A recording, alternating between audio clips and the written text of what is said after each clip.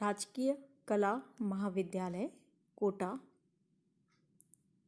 BA द्वितीय वर्ष विषय इतिहास पेपर 2 राजस्थान का इतिहास। आज का आपका विषय है राजस्थान में मराठा शक्ति का विस्तार। राजपूत और मराठों के किस प्रकार के संबंध रहे। राजपूत राज्यों में मराठों के प्रवेश से पहले आपको इनकी पृष्ठभूमि के बारे में जानना बहुत अधिक आवश्यक है। मराठा शक्ति के संस्थापक छत्रपति शिवाजी थे।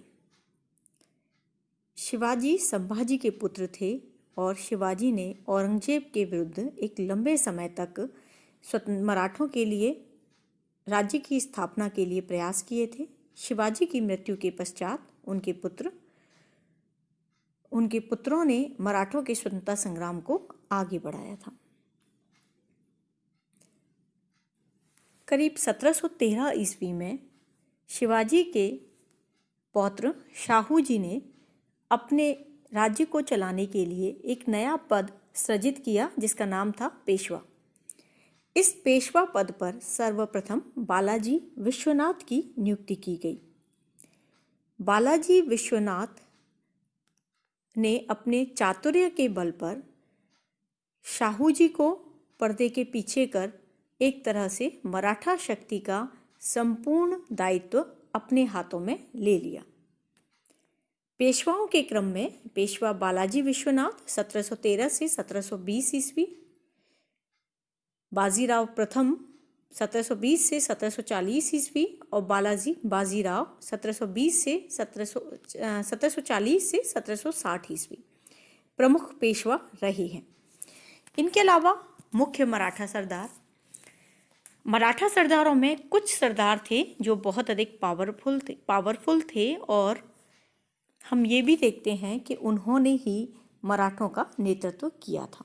पेशवा, सिंधिया, होलकर, गायकवाड़ और भोंसले आगे चलकर ये विविध स्थानों के स्वामी के रूप में प्रसिद्ध भी हुए हैं, जैसे ग्वालियर के सिंधिया, इंदौर के होलकर आदि।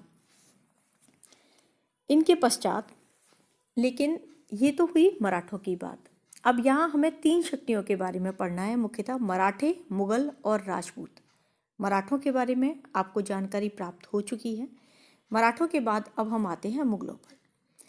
मुगलों के बारे में अभी तक आप लोगों ने पढ़ा है कि मुगल सत्ता की स्थापना बाबर ने की और उसके बाद मुगल राजाओं ने धीरे धीरे साम्राज्य का विस्तार किया।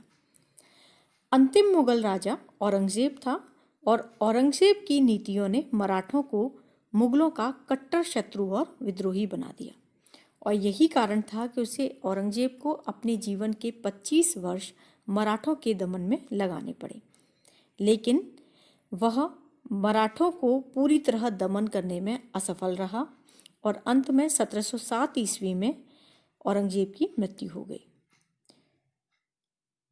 एक तरह से औरंगजेब की मृत्यु मराठों के लिए नवीन दिवस का उषा काल थी, क्योंकि औरंगजेब के काल में मराठों का ध्येय दक्षिण में मराठा स्वराज्य की स्थापना और मराठों की रक्षा करना मात्र था। लेकिन औरंगजेब के जो उत्तराधिकारी थे, चाहे बहादुर शाह प्रथम हो, जाफर रुखसियर हो या जहांदर शाह आदि राजा हो, ये सभी राजा अकर्मण्य, विलासी और अयोग्य थे और इसी का फायदा मराठों को प्राप्त हुआ। मराठों ने अपनी शक्ति और साम्राज्य का विस्तार करना शुरू कर दिया। भारत में मुगलों की राजनीतिक सत्ता के उत्तराधिकारी वास्तव में अंग्रेज नहीं बल्कि मराठे थे, विशेषकर 18वीं शताब्दी में। पेशवा और उनके सरदारों ने लगभग संपूर्ण भारत का राजनीतिक प्रभुत्व अपने हाथों में कर लिया था और मुगल सम्राटों को भी अपने हाथों का खिलौना बनाए रखा था। ये कह सकते हैं शिवाजी के नेतृत्व में मराठों का जो उदय हुआ था वह भारतीय इतिहास की एक महत्वपूर्ण घटना थी। तो औरंगजेब के पश्चात जो कमजोर मुगल सम्राट थे उसका फायदा सीधे सीधे मराठों को प्राप्त हुआ और मराठों ने एक विशाल साम्राज्य की स्थापना करने का प्रयत्न किया, या हम कह सकते हैं कि विभिन्न क्षेत्रों पर उनका प्रभुत्व बना रहा। अब बात करते हैं राजस्थान में मराठों के आक्रमण के कारण क्या थे। मराठे जो कि महाराष्ट्र से लगे हुए मालवा और गुजरात के क्षेत्र के निवासी थे, लेकिन वो वहाँ से राजस्थान क्यों आए? सबसे पहला कारण था मुगलों की केंद्रीय सत्ता का अभाव। अकबर से लेकर औरंगजेब तक, इस समय तक तो मुगल शासक बहुत शक्तिशाली रहे थे। दूसरा, इन राजाओं ने राजपूत राजाओं को अपने अधीन लेकर कई युद्ध भी लड़े थे और राजपूत राजाओं को बहुत सफलताएं भी प्राप्त हुई थी। मुगल बादशाहों ने राजपूत राजाओं पर एक तरह से नियंत्रण भी बनाए रखा था। ये कह सकते हैं कि इस समय राजस्थान के जो अधिकांश राज्य थे वे बाह्य शक्तियों के आक्रमण से मुक्त थे, लेकिन जब औरंगजेब की मृत्यु हुई तो औरंगजेब की मृत्यु के बाद जब मुगल साम्राज्य का वैभव, शक्ति और समृद्धि का ह्रास होने लगा तो इसका प्रभाव राजस्थान पर भी पड़ा। औरंगजेब के उत्तराधिकारियों की अयोग्यता, अकर्मण्यता, दरबारियों की पारस्परिक फूट, प्रतिस्पर्धा और महत्वाकांक्षाओं के चलते अधीनस्थ प्रांत स्वामी भक्ति और आज्ञा पालन से विचलित होकर स्वतंत्र राज्यों की भांति व्यवहार करने लगे, जिससे मुगल साम्राज्य जो था वो विघटन की ओर जाने लगा। जब केंद्रीय सत्ता दुर्बल हो जाती है तो केंद्रीय सत्ता के दुर्बल होने का सीधा सीधा प्रभाव पड़ता है उसके अधीन आने वाली शक्तियों पर, और यही प्रभाव पड़ा राजस्थान पर। राजस्थान में एक राजनीतिक शून्यता की स्थिति उत्पन्न हो गई। इस राजनीतिक शून्यता का लाभ राजस्थान के राजा और साथ ही मराठी दोनों ही फायदा उठाने के लिए कोशिश करने लगे, और इसीलिए जो मराठी थे, मराठों ने मालवा और गुजरात के पश्चात राजस्थान पर आक्रमण कर दिया। दूसरा कारण था मराठों की विस्तारवादी नीति। फर्रुखसियर के समय में फर्रुखसियर मुगल सम्राट बना था 1713 ईस्वी में, और फर्रुखसियर को राजा बनाने में पूरी तरह हाथ था सैयद बंधुओं का। जब फर्रुखसियर सैयद बंधुओं के खिलाफ कार्य करने लगा तो 1719 ईस्वी में सैयद हुसैन अली, जो कि सैयद बंधुओं में से ही एक था, वह पेशवा बालाजी विश्वनाथ के पास पहुंचा और उसने मराठों की सहायता से फर्रुखसियर को हटाकर उसने दूसरे शहजादे को सिंहासन पर बिठा दिया। यानी कि सैयदों की सहायता के लिए बालाजी विश्वनाथ दिल्ली आया, और मराठों की इसी दिल्ली यात्रा ने मराठों के समक्ष दिल्ली की कमजोर स्थिति को प्रकट कर दिया। उन्हें यह पता चल गया कि अब मुगल सरदारों की स्वार्थलिप्सा, दलबंदी और षड्यंत्र बहुत अधिक हैं और इसका फायदा मराठे उठा सकते हैं, यानी कि जो मुगल साम्राज्य है अब वह मृतप्राय हो रहा है। ऐसे में उन्होंने ये विचारा कि यदि कोई राजनीतिक शक्ति जो शक्ति, साहस और बुद्धि विवेक वाली हो, यदि अपनी क्षमता और सामर्थ्य के अनुरूप कार्य कर सकती है तो वह मुगल साम्राज्य के अवशेषों पर अपने साम्राज्य का निर्माण कर सकते हैं। इस चीज़ का फायदा राजपूतों ने उठाने का प्रयास किया और राजपूतों ने अपनी विस्तारवादी नीति को अपनाया। मराठों ने मालवा, गुजरात, बुंदेलखंड में अपना प्रभुत्व स्थापित किया और उसके पश्चात वे राजस्थान की ओर आगे बढ़े। तीसरा कारण था बाजीराव की उत्तर की ओर प्रसार नीति। बालाजी विश्वनाथ जब 1719 ईस्वी में दिल्ली आया तभी उसने मुगल साम्राज्य की स्थिति का भान कर लिया, और इसीलिए उसने, जब उसकी मृत्यु हुई तो उसकी मृत्यु के पश्चात जब बाजीराव प्रथम पेशवा बना तो वह मुगल साम्राज्य पर प्रहार कर उत्तरी भारत में मराठा वर्चस्व स्थापित करने के लिए लालायित हो उठा। राजपूतों की चिंता के दो कारण थे। मुगल साम्राज्य की गिरती हुई स्थिति का लाभ उठाकर एक तरफ तो वो अपने राज्य का विस्तार करना चाहते थे, दूसरी तरफ उन्हें ये भी पता था कि गुजरात और मालवा पर जब मराठे नियंत्रण कर लेंगे तो स्वाभाविक है कि वे मराठे राजस्थान की ओर भी आएंगे ही आएंगे। और आगे चलकर हुआ भी यही कि जब पेशवा ने गुजरात मालवा पर अपना अधिकार किया तो पेशवा ने इसके पश्चात राजस्थान पर भी आक्रमण किया। सवाई जय सिंह और अभय सिंह जैसे राजाओं ने कभी मुगलों के सहयोग से, कभी आपसी सहयोग से, कभी व्यक्तिगत रूप से मराठों को रोकने का प्रयास किया, लेकिन उन्हें पूर्ण सफलता प्राप्त नहीं हुई। चौथा कारण था मराठों की धन लोलुपता। राजपूताना में मराठों के आक्रमण का जो सबसे प्रमुख कारण था वो था धन की प्राप्ति करना। इसके पीछे कारण क्या था? मराठों, अगर हम महाराष्ट्र की स्थिति को देखें तो महाराष्ट्र में बहुत अधिक कृषि नहीं होती, वहाँ पर आय के कोई विशद साधन नहीं थे और यही कारण था कि वे लोग आसपास के क्षेत्रों में लूट कर वहाँ से धन की प्राप्ति करते थे। शाहू की आर्थिक स्थिति बहुत अच्छी नहीं थी और मराठों को धन की आवश्यकता थी। दक्षिण में मराठों के लगातार संघर्ष चल रहे थे और इसीलिए उन्हें धन प्राप्ति की आशा थी, धन प्राप्ति की जरूरत थी।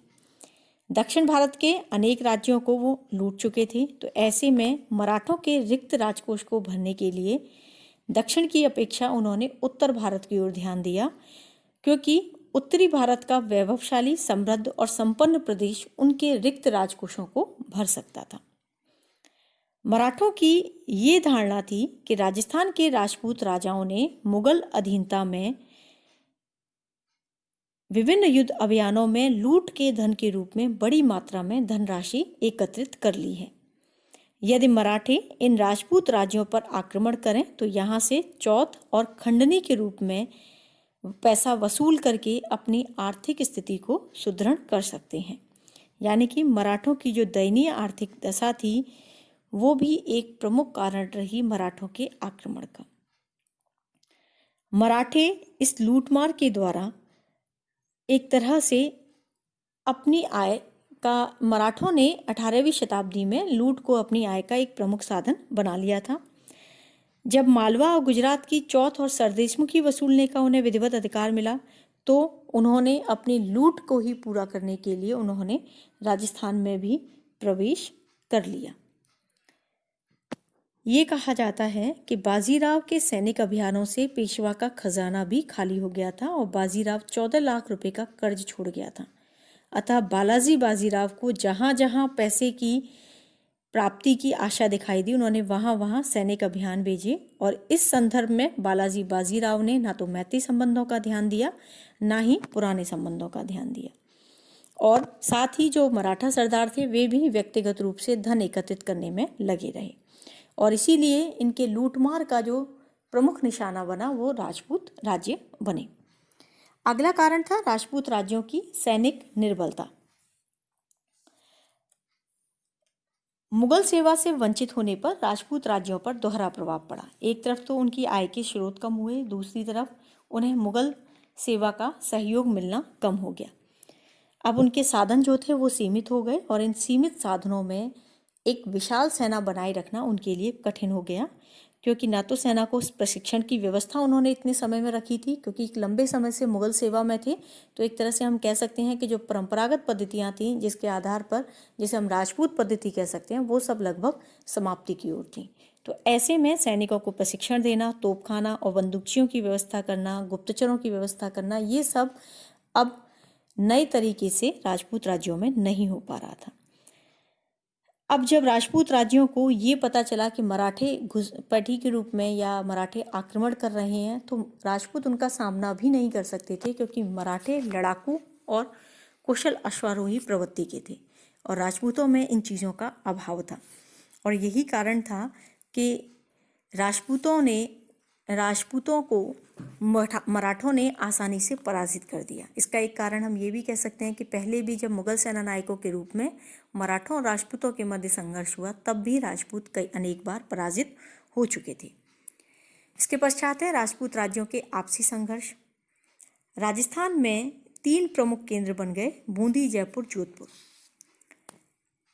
हम ये कह सकते हैं कभी तो उत्तराधिकार को लेकर, कभी समर्थन को लेकर, कभी मतलब इस तरह के कार्यों को लेकर वहाँ पर संघर्ष आपस में शुरू हो गए। और इनमें यह हमेशा ये होता था कि एक राज्य दूसरे राज्य में अपने हितों को लेकर या अपने किसी हितैषी को लेकर हस्तक्षेप करता था। इन्हीं हस्तक्षेपों का कारण रहा जिसकी वजह से राज्यों को मराठों को अपनी सहायता के लिए आमंत्रित करना पड़ा। जैसे आप लोगों को पहले बताया गया था कि आमेर का घराना अकबर की शरण में क्यों गया, अपने राज्य को बचाने के लिए। और यही कारण अब विद्यमान रहा कि जिस राजा को अपनी गद्दी बचाने का या अपनी गद्दी को प्राप्त करने की लालसा होती वो मराठों की शरण में चला गया। मराठों को जहां धन दिखाई दिया मराठे उसकी शरण में आ गए और इस तरह से राजस्थान के आपसी संघर्ष ने मराठों को उन्हें राजस्थान में प्रवेश का एक बहुत अच्छा मौका प्रदान कर दिया। यहाँ यह ध्यान रखिएगा कि बूंदी का राज्य था जहाँ उत्तराधिकार संघर्ष को लेकर सबसे पहले मराठों को हस्तक्षेप का मौका प्राप्त हुआ था। इसके अलावा कुछ अन्य कारण भी थे। सिंधिया और होलकर में प्रतिस्पर्धा थी, दोनों ही अधिक से अधिक धन प्राप्त करना चाहते थे, दोनों ही एक दूसरे के से ज़्यादा क्षेत्रों पर प्रभुत्व स्थापित करना चाहते थे। तो इसीलिए इनमें मतलब कभी तो इनमें मैत्री संबंध थी और कभी इनके अंतर्गत हमें युद्ध भी दिखाई देता है। इसके अलावा हमें ये भी दिखाई देता है कि एक तरह से महाराजा जयसिंह की जो नीति रही वो भी इसका एक कारण रही। हुरला सम्मेलन जब हुआ तो हुरला सम्मेलन के अंतर्गत संयुक्त कार्रवाई की योजना बनी, लेकिन राजपूत राजाओं की स्वार्थपरता, हठधर्मिता और चारित्रिक दुर्बलता के कारण यह योजना कार्यान्वित नहीं हो पाई और इसीलिए मराठों के मन में राजपूतों के विरुद्ध तीव्र प्रतिक्रिया हुई कि उन्होंने उन लोगों के खिलाफ कोई प्रयत्न कैसे किया। ये सभी विभिन्न कारण थे जो मराठाओं के राजस्थान में प्रवेश या आक्रमण का प्रमुख कारण बने। राजस्थान में मराठों के प्रवेश के समय राजपूत राज्यों की स्थिति क्या थी? मुगल साम्राज्य जब पतनोन्मुख हुआ, खत्म होने लगा, तो राजस्थान में अराजकता स्थापित हो गई। राजस्थान के विभिन्न नरेश अपने निजी स्वार्थों के लिए कार्य करने लगे। एक तरह से कह सकते हैं आंतरिक फूट, पारस्परिक वैमनस्य और षड्यंत्र राजस्थान की राजनीति में प्रारंभ हो गए। इधर राजस्थान पर मुगल सत्ता का प्रारंभ पहले नियंत्रण रहता था, लेकिन जब औरंगजेब की मृत्यु हुई तो औरंगजेब की मृत्यु के पश्चात राजस्थान एक ऐसा अजायब घर बन गया जिसके पिंजड़ों के फाटक और रक्षक ही हटा दिए गए हों। राजस्थान में ऐसी प्रवृत्तियां शुरू हुईं कि राजस्थान के राजघरानों की स्त्रियां, पुत्र इत्यादि अपने ही सगे संबंधियों के खिलाफ जाने लगी। यानी कि गद्दी प्राप्त करना एक महत्वपूर्ण कार्य उनके लिए हो गया, एक लक्ष्य उनके लिए हो गया कि कैसे भी गद्दी प्राप्त करनी है। इसके लिए वो कोई भी कार्य करने के लिए तैयार थे, चाहे मराठों के आमंत्रण से संबंधित हो, चाहे षड्यंत्र बनाने हो, चाहे जहर देना हो, ये सब काम वहाँ पर हो गए। मेवाड़ की राजकुमारी कृष्णा कुमारी का जो विषपान है वो मेवाड़ के इतिहास में बल्कि राजस्थान के इतिहास में इस संदर्भ में सबसे निंदनीय घटना कही जाती है। ये कहा जाता है कि राजपूत इतिहास पर एक बहुत बड़ा कलंक है। राजस्थान में अराजकता, लूट खसोट, आर्थिक विनाश और नैतिक पतन ये दिखाई दे रहा था। मेवाड़ का महाराणा राजस्थान के राजाओं में सर्वप्रमुख स्थान रखता था, लेकिन अब मेवाड़ के सिसोदिया वंश की पुरानी शान तो बनी हुई थी, लेकिन वे राजा इतने योग्य नहीं थे कि वे राजस्थान के राजाओं का नेतृत्व कर सकें। आमेर के राजा पहले से ही तीसरे दर्जे के माने जाते थे। राजस्थान की राजनीति में उनका कोई महत्व नहीं था। उन्होंने मुगलों की सेवा की, इसीलिए राजपूतों में प्रमुख स्थान उन्होंने प्राप्त कर लिया था। इसके अलावा इधर पेशवा बालाजी विश्वनाथ जो थे, उन्होंने 1719 में दिल्ली में आने के पश्चात उन्होंने राजस्थान की राजनीति या उत्तर भारत की राजनीति में हस्तक्षेप करने का जो स्वप्न देखा था, वह स्वप्न उनके पुत्र बाजीराव प्रथम ने पूरा किया था। अब बात करते हैं हम बाजीराव प्रथम। बाजीराव प्रथम 1720 से 1740 ईस्वी तक मराठों का पेशवा रहा है। बाजीराव प्रथम और राजपूत राज्य। बाजीराव बालाजी विश्वनाथ का पुत्र था। साहसी सैनिक, रणकुशल सेनानायक और कूटनीति में दक्ष था। छापामार युद्ध पद्धति में अत्यधिक निपुण कहा जाता है। इस समय में अनेक मराठा सरदार और कोल्हापुर के संभाजी द्वितीय शाहू के विरुद्ध, शाहू जो कि इस समय मराठा राजा था, उसके विरुद्ध षड्यंत्र रच रहे थे। इधर निज़ाम उल मुल्क दक्षिण में हैदराबाद के स्वतंत्र राज्य की स्थापना करना चाहता था। बाजीराव ने इन सभी समस्याओं का बहुत कुशलतापूर्वक सामना किया था। बाजीराव की एक उक्ति मुगल साम्राज्य के बारे में बहुत प्रसिद्ध है कि हमें इस जर्जर वृक्ष का मतलब है मुगल साम्राज्य, हमें इस जर्जर वृक्ष के तने पर आक्रमण करना चाहिए, शाखाएं तो स्वयं ही गिर जाएंगी।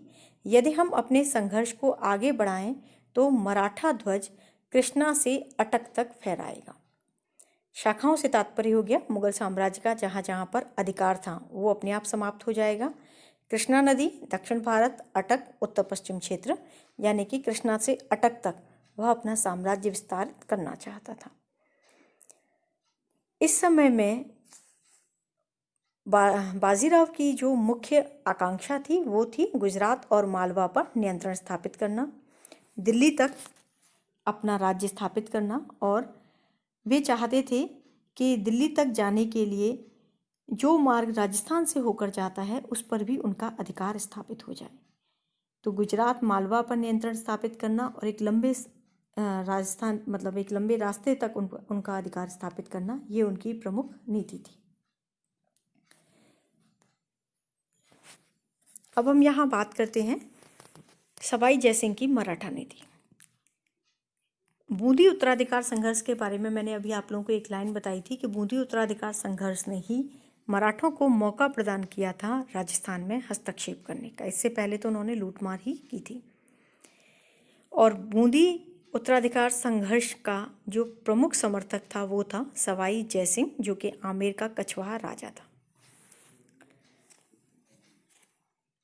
सवाई जयसिंह की मराठा नीति। सवाई जयसिंह को अपनी प्रथम सूबेदारी के काल में मराठों को मालवा से खदेड़ने के लिए जो विभिन्न सैनिक अभियान किए थे उनमें बहुत अधिक सफलता प्राप्त नहीं मिली थी। 1719 में मुगल मराठा संधि के अनुसार मराठों को दक्षिण से चौथ और सरदेशमुखी वसूलने का अधिकार मिला था, लेकिन 1723 ईस्वी में बाजीराव को गुजरात और मालवा में भी चौथ और सरदेशमुखी वसूलने का अधिकार मिल गया। इधर जब निज़ामुल मुल्क को दक्षिण से हटाया गया तो बाजीराव को दक्षिण में भी चौथ और सरदेशमुखी वसूलने का अधिकार मिल गया। ऐसे अवसर पर निज़ामुल मुल्क जब उनके पास गया तो उन्होंने मालवा और गुजरात से चौथ एवं सरदेशमुखी वसूलने का अधिकार निज़ामुल मुल्क को दिलाने का आश्वासन दिया। इसीलिए मुगल सम्राट ने निजाम से मालवा की सूबेदारी छीन ली और राजा गिरधर बहादुर को मालवा का सूबेदार नियुक्त किया। लेकिन जब वो मर गया तो उसका भाई जो था वो मराठों को मालवा से निकालने में असफल रहा। इसीलिए 1729 ईस्वी में सवाई जयसिंह को दोबारा मालवा का सूबेदार नियुक्त किया गया और उसे ये कहा गया कि वो मराठों को मालवा में आने से रोक ले। 1730 ईस्वी में मराठों ने दक्षिण के सूबे और गुजरात से चौथ और सरदेशमुखी वसूलने का अधिकार प्राप्त कर लिया था। अतः सवाई जयसिंह चाहता था कि वो मराठों के साथ किसी भी प्रकार से कोई समझौता कर ले और पूना और सतारा से, इसीलिए सवाई जयसिंह ने बातचीत करनी शुरू कर दी। शाहू और पेशवा बाजीराव के सामने समझौते की उदार शर्तें रखी। शाहू ने उसे स्वीकार कर लिया, लेकिन दिल्ली दरबार में जो जयसिंह विरोधी गुट था उन्होंने इस समझौते की शर्तों को स्वीकार नहीं किया। इसीलिए सितंबर 1730 ईस्वी में सवाई जयसिंह को मालवा से हटा दिया गया। तो जयसिंह ने मराठों के साथ समझौता करने का जो प्रयास किया था जिससे मालवा से मराठे दूर रहें, वह असफल हो गया। जब मोहम्मद बंगस जो कि तत्कालीन मालवा का सूबेदार था वह भी मराठों के विरुद्ध असफल रहा, तो तीसरी बार 1732 ईस्वी में सवाई जयसिंह को मालवा का सूबेदार नियुक्त किया गया। सवाई जयसिंह ये चाहता था कि किसी भी प्रकार से मराठों को रोका जाए। अब सवाई जयसिंह ने मराठों को रोकने के लिए मेवाड़ के साथ समझौता करने का प्रयत्न किया और जयपुर और मेवाड़ के मध्य समझौता हुआ। इस समझौते की शर्तें थीं कि मालवा की सुरक्षा के लिए 24,000 घुड़सवार और 24,000 पैदल सैनिक रखे जाएंगे। 9,000 घुड़सवार और 9,000 पैदल सैनिक उदयपुर के, बाकी 15,000 घुड़सवार और 15,000 सैनिक जयपुर के। मालवा सूबा की भूमि से तथा पेशकश से होने वाली आय का एक हिस्सा उदयपुर को मिलेगा और 2 हिस्सा जयपुर को मिलेंगे। मालवा में स्थित उनकी जागीर जो भी इजारे पर ली जाएगी, तो इजारे की रकम चुकाने के बाद जो मुनाफा होगा वो भी 1 भाग उदयपुर को और 2 भाग जयपुर को दिया जाएगा। दोनों राज्यों के अधिकारी और कर्मचारी मालवा में काम करेंगे। मराठों को रोकने के लिए यदि अधिक सेना की आवश्यकता होगी तो दोनों राज्य 1 और 2 के अनुपात में अपने सैनिक और सवारों की व्यवस्था करेंगे। हालांकि जब तक ये समझौता कार्यान्वित होता उससे पहले ही मराठे मालवा में आ गए। 11 दिसंबर 1732 को होलकर और सिंधिया ने रामपुरा में नियुक्त सवाई जयसिंह के बख्शी जोरावर सिंह को लिखा कि वह रामपुर का बकाया रुपया चुकाने की व्यवस्था करे। जयसिंह चूंकि बुंदेलखंड की ओर बढ़ रहा था, इसीलिए जब उसे यह सूचना प्राप्त हुई तो होलकर और सिंधिया को जब यह सूचना प्राप्त हुई तो उन्होंने जयसिंह को चारों ओर से घेर लिया। जयसिंह अत्यंत कठिन परिस्थितियों में था और इस समय में लेकिन यह था कि जयसिंह पेशवा के कृष्णाजी पवार और उदाजी पवार से संबंध खराब चल रहे थे और जयसिंह ने इन्हीं दोनों सरदारों से संबंध बनाने की कोशिश की, कृष्णाजी पवार और उदाजी पवार। इन दोनों सरदारों ने जयसिंह को सहायता करने की कोशिश की, लेकिन वो सहायता नहीं कर पाए। होलकर जो था, होलकर ने उन दोनों सरदारों में की सैन्य सामग्री को लूट लिया। जयसिंह को दिल्ली से भी सहायता की आवश्यकता नहीं थी, अतः उसने मराठों से संधि करने की कोशिश की। 6 लाख रुपए जयसिंह संधि के तौर पर होलकर को देने को तैयार था, लेकिन होलकर और अधिक की मांग करने लगे। इसी बीच में जयसिंह को सूचना मिली कि दिल्ली से मदद आ गई है, तो उसने मराठों पर आक्रमण कर दिया। जब मराठों पर आक्रमण कर दिया, प्रारंभ में जयसिंह को सफलता प्राप्त हुई, लेकिन बाद में होलकर ने उसे चारों ओर से घेर लिया, अतः होलकर और जयसिंह में संधि हो गई। जयसिंह को मराठों को 6 लाख रुपए नगद और मालवा के 58 परगनों की वसूली देने का अधिकार देना स्वीकार करना पड़ा। 18 मार्च 1733 को मराठों ने मालवा छोड़ दिया और इसके बाद जयसिंह भी जयपुर लौट आया।